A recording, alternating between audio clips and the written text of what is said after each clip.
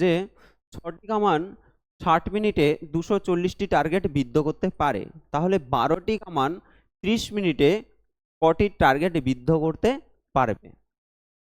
তাহলে কামান সংখ্যা, আমাদের কামান সংখ্যা দেওয়া আছে এখানে 6টি।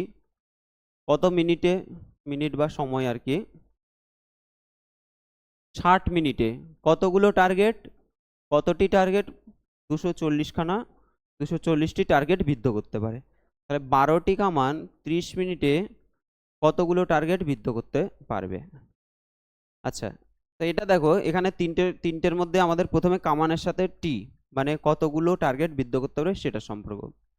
তাহলে 6টা কামান একটা নির্দিষ্ট সময়ে যদি টার্গেট বিদ্ধ করতে চায়, তাহলে 240টা টার্গেট তারা বিদ্ধ করতে পারছে, ঠিক আছে, 240টা টার্গেট তারা আক্রমণ করতে পারছে।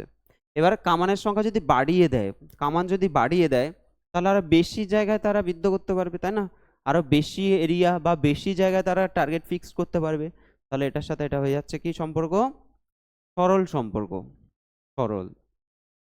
নেক্সট দেখো, সময়ের সাথে আমাদের বলছে ধরো 60 মিনিটে যদি 240টা টার্গেট বিদ্ধ করা যায়, তাহলে 30 মিনিটে কতগুলো টার্গেট বিদ্ধ করা যাবে? আরো কম টার্গেট বিদ্ধ করা যাবে, কম সময়ে কম টার্গেট, বেশি সময়ে বেশি টার্গেট। তাহলে এটাও কিন্তু সরল সম্পর্ক হচ্ছে, সরল সম্পর্ক হয়ে যাচ্ছে। তো আমাদের, তো যদি বলা হয় যে ওই যে কটি, আমাদের কি হবে এটা নির্ণয়, অ্যান্সারটা কি হবে তাহলে?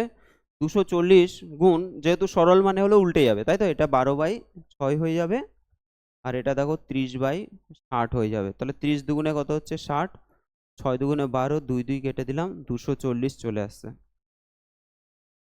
অপশান কি হবে? বি, অপশান বি হয়ে যাবে সঠিক।